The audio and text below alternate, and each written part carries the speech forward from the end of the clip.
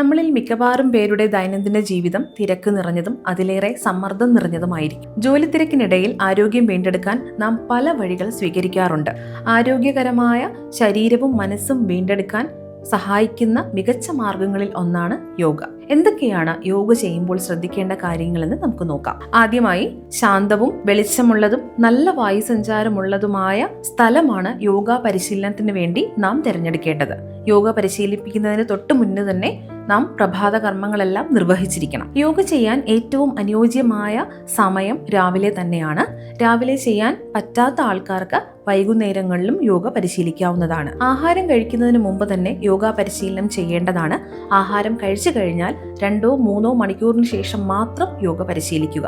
യോഗ ചെയ്യുമ്പോൾ അയഞ്ഞ കോട്ടൺ വസ്ത്രങ്ങൾ ധരിക്കാൻ പ്രത്യേകം ശ്രദ്ധിക്കണം. യോഗ മാറ്റോ കട്ടിയുള്ള ഷീറ്റോ തറയിൽ വിരിച്ച ശേഷം മാത്രം യോഗ പരിശീലനം ചെയ്യുക. എല്ലാ പ്രായത്തിലുള്ളവർക്കും യോഗ പരിശീലിക്കാവുന്നതാണ്. എന്നാൽ 7 വയസ്സിന് ശേഷം യോഗ പരിശീലനം നൽകുന്നതാണ് അഭികാമ്യം. യോഗ ചെയ്യുന്നതിന് മുമ്പായി ലൂസനിങ് എക്സസൈസ് അഥവാ സൂക്ഷ്മ ശിഥിലീകരണ വ്യായാമങ്ങൾ നിർബന്ധമായും ചെയ്യേണ്ടതാണ്. യോഗാസനങ്ങൾ ചെയ്തതിനു ശേഷം ശരീരത്തിന് ആവശ്യമായ വിശ്രമം നൽകുകയും വേണം. എല്ലാ യോഗാസനങ്ങളും എല്ലാവർക്കും ചെയ്യാൻ പറ്റുകയില്ല.